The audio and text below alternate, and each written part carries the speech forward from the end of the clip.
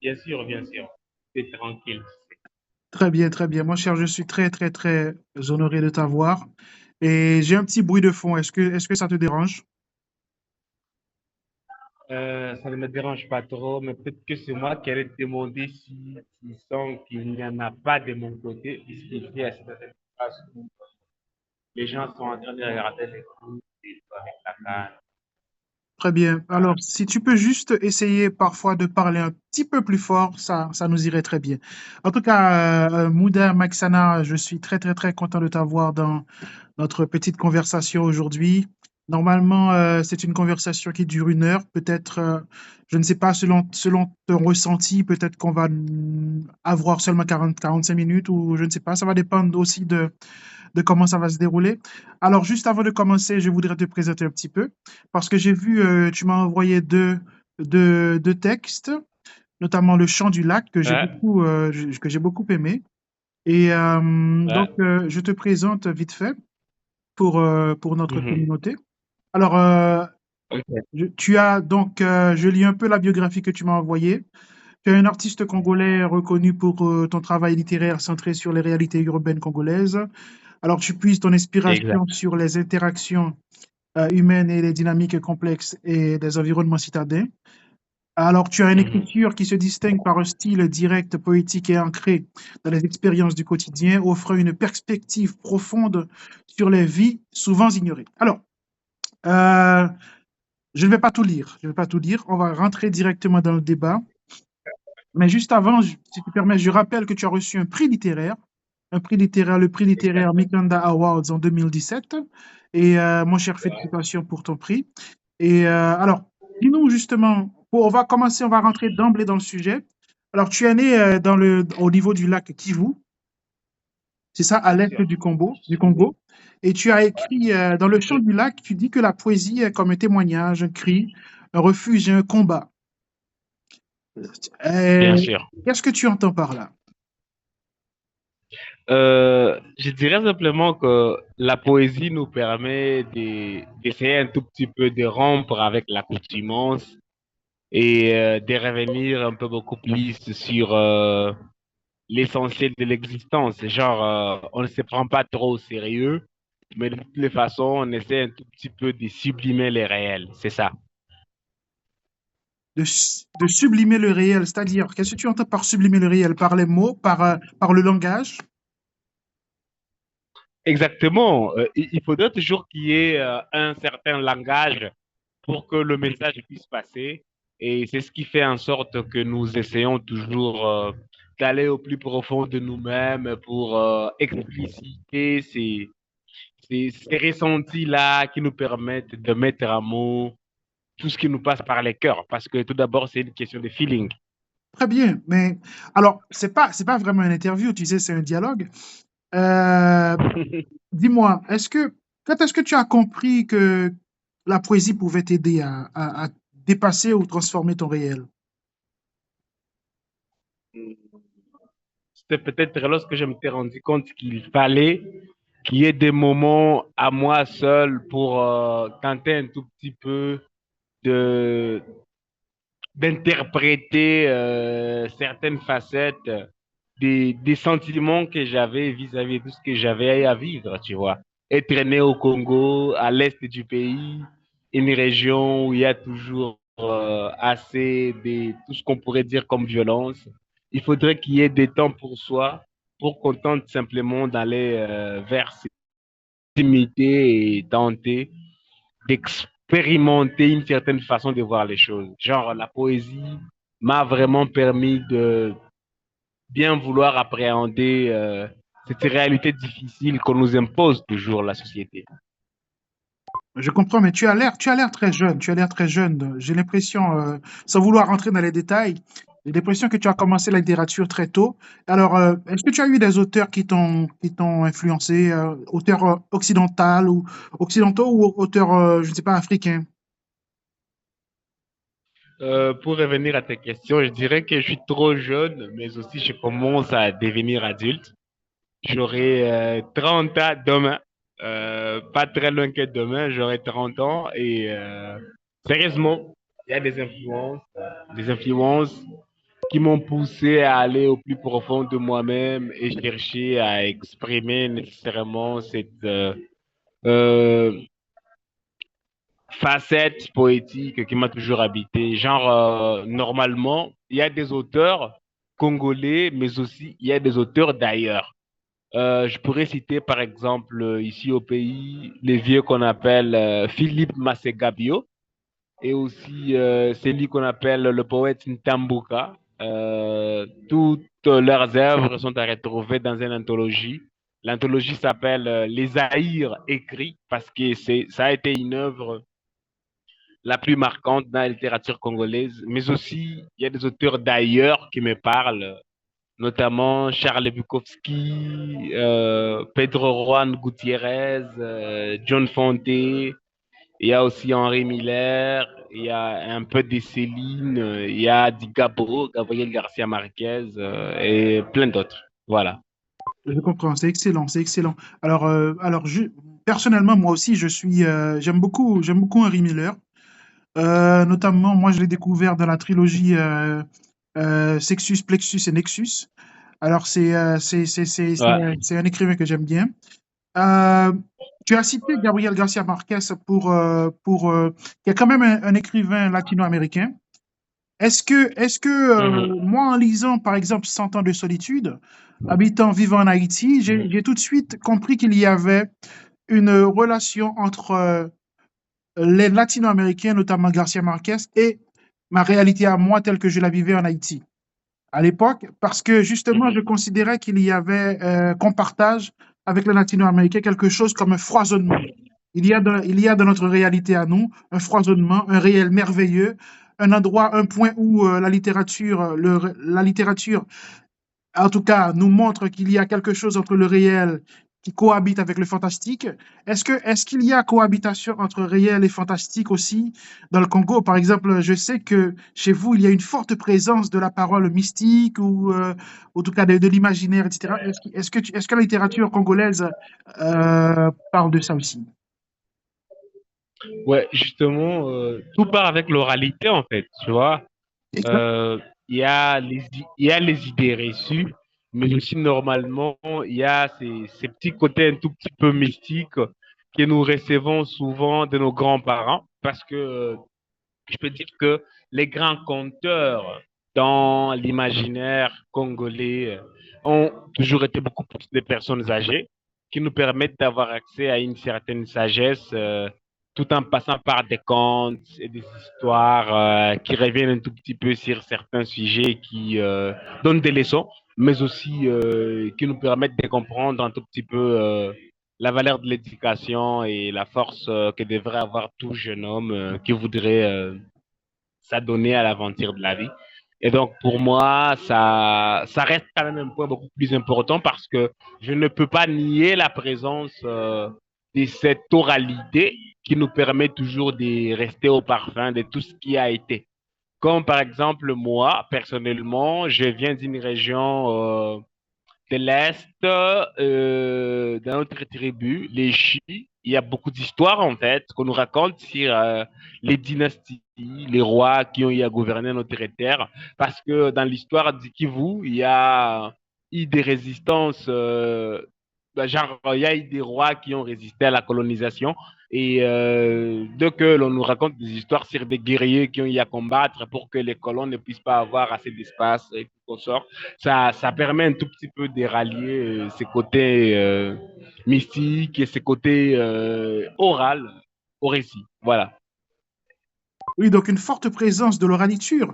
J'imagine que toi aussi, tu es marqué par cette présence de l'oraliture, comme tu le dis depuis longtemps. Alors, est-ce que tu vois une différence entre l'oral et l'écrit? Quand est-ce que toi, tu arrives à l'écrit? Quand est-ce que toi, tu as eu envie d'écrire, en fait? Puisque tu n'as pas encore 30 ans. Waouh. Non, mais écoute, j'aurai 30 ans demain, mais la question, elle est un tout petit peu difficile parce que, bon, difficile, mais pas trop compliqué, parce qu'il faudrait comprendre aussi la valeur de l'oralité dans l'écrit. Moi, je ne suis pas beaucoup plus carré, pour ne pas dire que je n'accepterai pas le fait qu'il n'existe de la littérature que lorsqu'il y a quelque chose d'écrit. Non. Moi, je pense que la littérature existe lorsqu'on te raconte une histoire qui arrive à t'émouvoir et qui te permet de te projeter. Genre, tu commences à te mettre à la place des personnages et tout consort, tu te vois dans la chose et par après maintenant, lorsque tu auras à te poser pour écrire, tu essaies un peu de revenir un tout petit peu sur ce qui pourrait être vrai si et seulement si tu étais à la place de tous ces gens qu'on te raconte. C'est comme ça que moi je vois les choses. Genre, j'essaie toujours de partir avec mes cinq sens et beaucoup plus, je pars avec ce que moi je ressens. Qu'est-ce qui est resté après que le héros dans l'histoire aille à faire tout ce qui s'est passé. Oui, donc tu pars de ta sensibilité.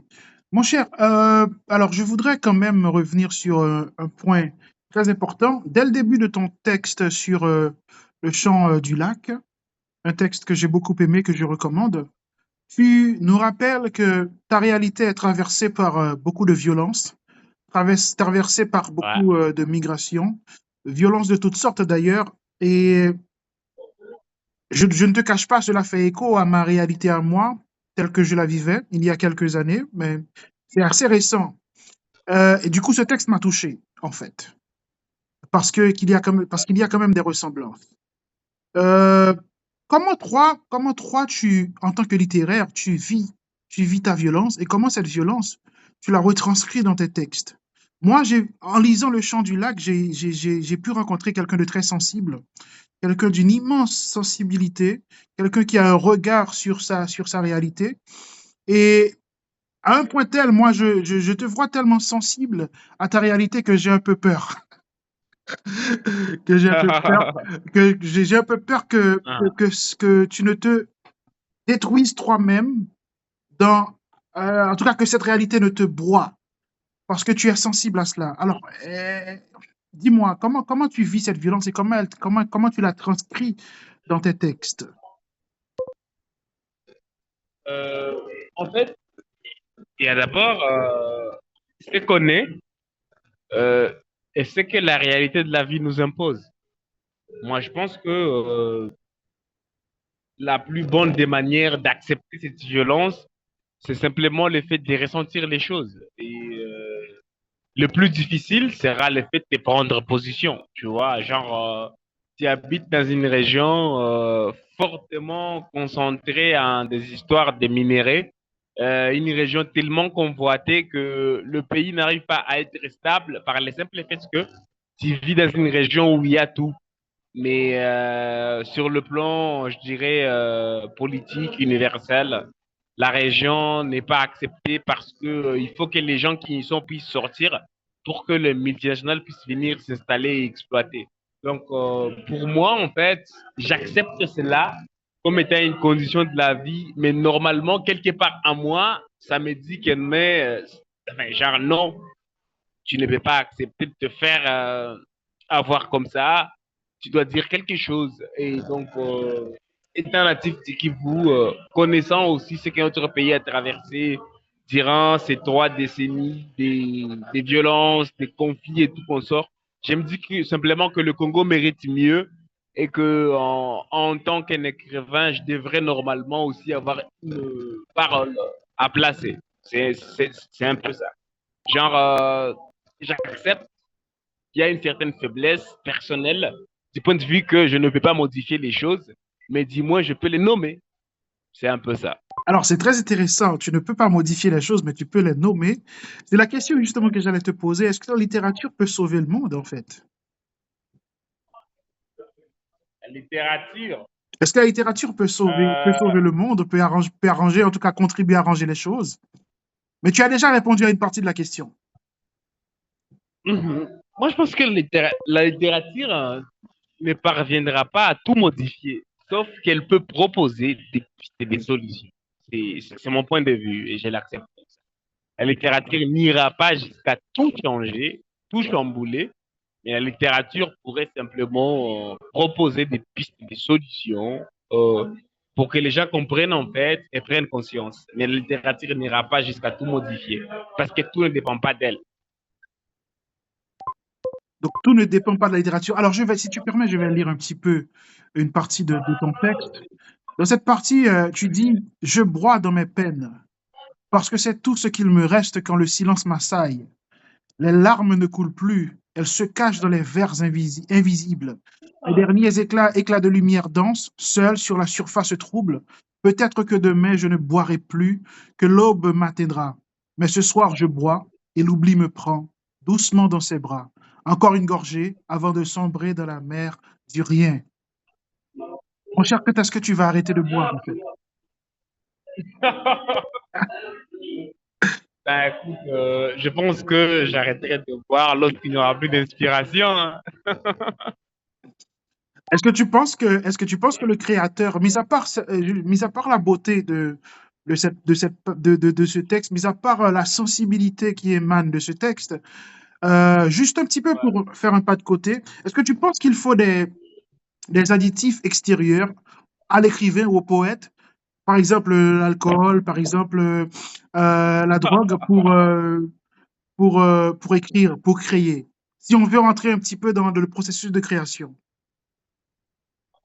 Ben, écoute, cher Fabrice, moi, je pense que c'est une question de feeling, hein. Genre, tout le monde carabure à ce qui lui met à l'aise, et je ne pourrais pas vraiment suggérer. C'est une question personnelle. Donc, voilà. Tout est permis aux fous et aux poètes, mais tout n'est pas utile quand même. Je comprends, donc c'est une question personnelle. Alors c'est peut-être là aussi que tu vis l'influence de Bukowski. Les gens aiment toujours m'en parler comme ça, mais je ne pense pas. C'est un choix. C'est un choix personnel. C'est un choix personnel. Je l'accepte comme ça. Bon, j'arrive à boire, mais la beuverie en soi n'ira pas jusqu'à me priver. Ce serait comme autre facette de l'existence. C'est pas la boisson qui commence ma création. Ah, je comprends. Est-ce que tu peux en parlant rapprocher un petit peu ton micro pour que je puisse mieux t'entendre? Euh, Ok, c'est intéressant. C'est mieux. On va rentrer un petit peu dans le processus de création du coup. Donc pour écrire, comment Mouda Maxana arrive à produire un vers? Qu'est-ce qu'un vers pour toi déjà? pour moi, un verre, c'est un souffle. C'est simplement ce que je ressens qui me permet à mettre les mots sur ce que je pense être vrai. Genre, je ne peux pas me dire qu'un poème pourrait prendre corps sans que je n'ai pas à interroger beaucoup plus mes sentiments, tout ce que je ressens, un tout petit peu tout ce qui va avec les ressentis. Donc, c'est comme ça que moi, je fais les choses. J'aime toujours ressentir les choses avant de les mettre sur papier. Ressentir les choses avant de les mettre sur papier. C'est excellent. Excellent. Mon cher, je te remercie de ta disponibilité. Euh, dis-moi, est-ce que par exemple, tu as eu une difficulté sur un mot, tu as buté sur un mot, tu as buté sur une série, je ne sais pas, de phrases qui peut-être t'ont empêché d'avancer. Est-ce que dans ta création, mis à part le feeling, hein, est-ce qu'il y a quand même une méthode? Oui, il y a une méthode. Je ne sais pas si c'est la même chose pour tout le monde, sauf que j'essaie toujours de me donner tous les moyens nécessaires pour parvenir à mettre les mots sur ce que je ressens. Genre, je n'ai jamais accepté de passer à côté de ce qu'on pourrait appeler feeling, puisque pour moi, la création littéraire passe d'abord par le feeling, mais ma méthode elle est simple. Genre, j'agence le vers, je fais suivre le vers, et par après, je cherche une certaine connexion logique. Genre, pour que je me dise que j'ai un produit fini, il faudrait d'abord que je puisse normalement relire tout ce que je puis prédisposer pour me dire que non, voilà, j'ai obtenu quelque chose ou, ou je suis parvenu à dire quelque chose. Donc, il y a toujours ce côté un tout petit peu méticulé où on aura besoin d'un dictionnaire, on aura besoin d'un dictionnaire des synonymes, on aura besoin de de l'orthographe, on aura besoin de tout ce qui est sens, signification des concepts, pour parvenir à donner un sens beaucoup plus personnifié de tout ce qu'on veut faire, tu vois. Hmm. Dictionnaire de synonymes, quête de sens, il y a quand même quelque part donc une forte présence de, enfin, une certaine méthodologie, une certaine rigueur, notamment la rigueur de la grammaire. Alors, j'aime bien ça. Alors, tu disais tantôt que la poésie, tu ne peux pas changer, la littérature ne peut pas changer le monde, mais tu peux tout au plus, tout au moins peut-être la nommer les choses. Très bien. Exactement. Donc, Proposer. c'est ça. Donc, la poésie comme façon de nommer autrement le réel. Ouais. Est-ce que c'est ça pour toi la force de la poésie, la force du poème? C'est trop réducteur selon la question, mais je pense que c'est suffisant parce que on ne peut pas aller jusqu'au maximum et dire que la poésie en soi ne se limite qu'à cela. Mais peut-être d'une manière un tout petit peu personnifiée, on se dirait que non. Pourquoi ne pas proposer une certaine vision du monde tant que les gens dansent sur tel pied? Genre, tu te dis que non, ben écoute, à mon humble avis, je me limite par là, mais quand même, il y aurait d'autres approches. C'est purement humble de se limiter à une certaine facette que de vouloir tout chambouler.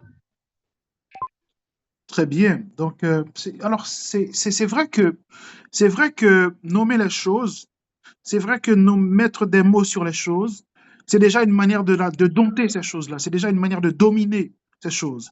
Alors, c'est intéressant. Mais je vois que tu as quand même, dans, dans le champ du lac, tu dis que tu as quand même une position extrêmement engagée, extrêmement Ouais, engagée dans la réalité.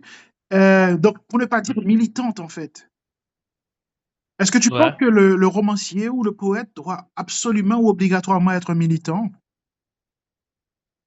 Je ne dirais pas non parce que Chant du Lac, c'est un projet que j'ai écrit lorsque il y a eu une forte recrudescence de violence, notamment avec tout ce que j'ai vécu personnellement quant à l'avancée des rebelles d'IM23 et tout consort au niveau de l'Est. Mais aussi, c'est un texte que j'ai écrit pour témoigner un tout petit peu de mon parcours quant à l'occupation rebelle qui subit ma province du Kivu, le Sud Kivu et le Nord Kivu.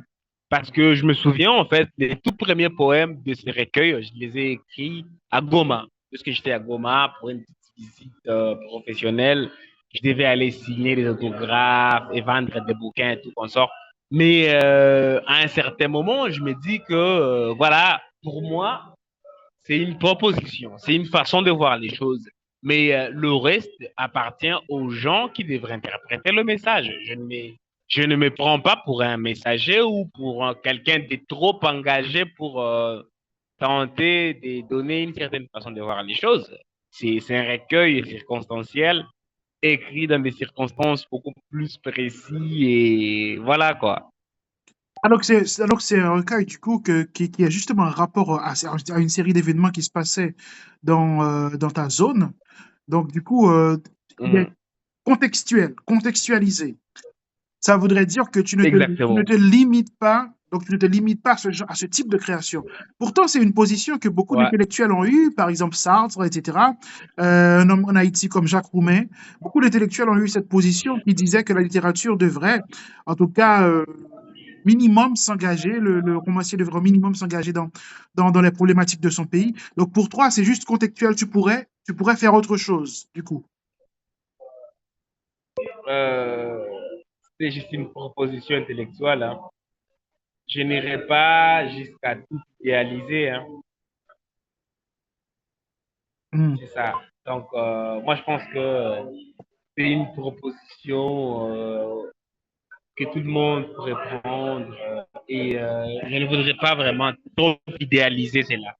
C'est les champs du lac parce qu'il y a le lac Kivu qui règne sur les deux côtés de la province, mais aussi parce que c'est un élément témoin de tout ce que la région a survécu. Et je préfère rester neutre que de prendre position. je comprends. Mais alors, on va mais revenir un quand peu. même Oui, que mon cœur s'est exprimé. exactement, exactement. Et je pense que quelle que soit la personne qui lit ton texte, cette personne pourra se retrouver en face de ta sensibilité et comprendra les choses.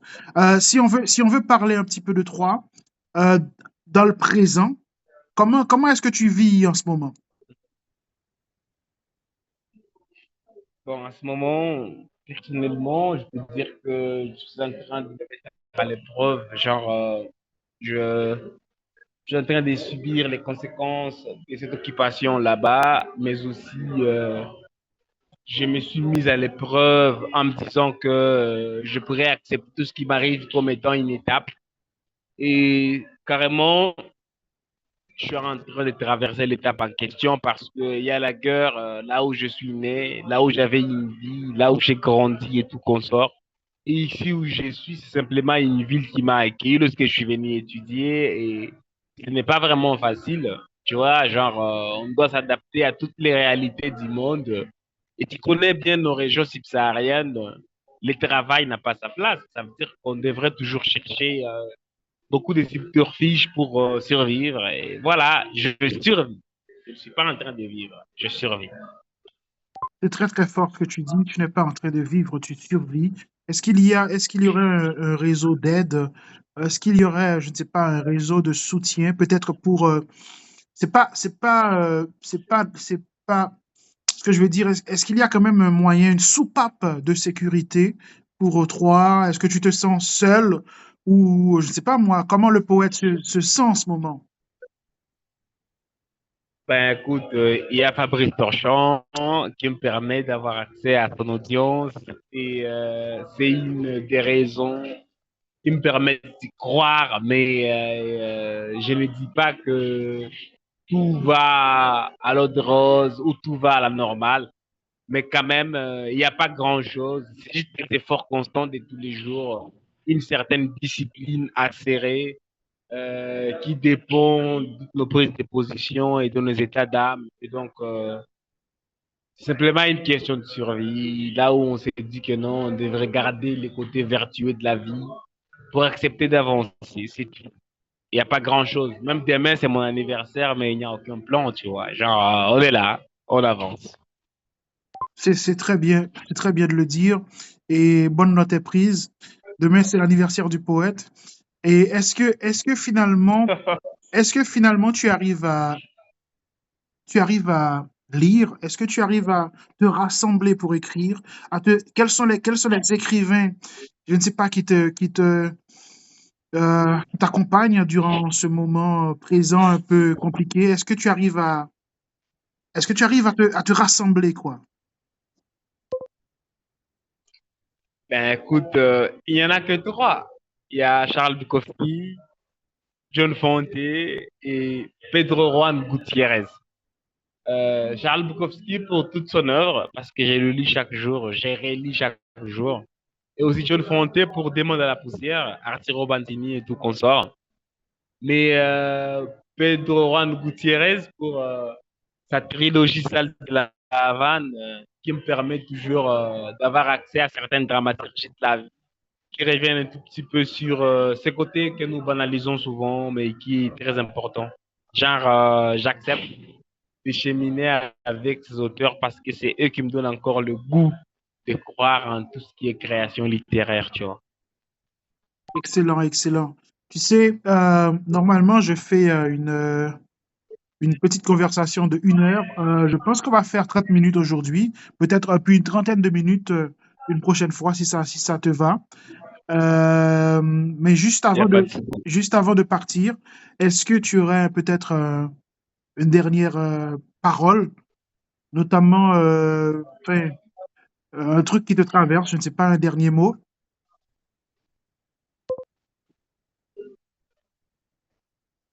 Ben, pour ne pas trop prendre des choses au sérieux, moi je pense que d'abord je suis content d'avoir pu participer à ton podcast, parler en profondeur. Et aussi je suis ravi que tu aies lu, que tu aies survolé un tout petit peu mon œuvre, Chant du Lac. bien que tu n'as pas pénétré Chronique de la ville. Non, Mais je me dis simplement j'ai que... commencé à le lire sérieusement. Je ne survole jamais les textes. Ah Vraiment. ouais, ok, ça marche. Et donc, moi, je pense que avec tout ce qui nous arrive, avec tout ce qui nous pousse à donner encore plus les meilleurs de nous-mêmes, l'essentiel serait simplement de croire en nous et de regarder devant. Avoir suffisamment de confiance en soi et surtout de voir où est-ce qu'on veut aller, pas d'où est-ce que l'on vient. Parce que lorsqu'on reste dans le passé, on s'éternise dans une sorte de spirale de ressentiment qui n'a rien à voir avec tout ce que nous voulons. Ça veut dire que l'essentiel pour moi serait de chercher à regarder devant et à aller vraiment loin pour que demain ou après-demain, on puisse être utile à nous-mêmes. C'est tout ce qui compte parce que il s'agit de nos visions. Les restes, c'est juste la mayonnaise sur la tête. Mon cher, je te remercie, Mouda Maxana, pour ta disponibilité et ta générosité. Je rappelle que c'est quand même la première partie de notre conversation. Il y aura une deuxième partie bientôt. Exactement. D'accord, donc je te Mhm. remercie, vieux frère, et à bientôt. D'accord? Merci, cher Fabrice. Tout le plaisir est pour moi. D'accord, au revoir.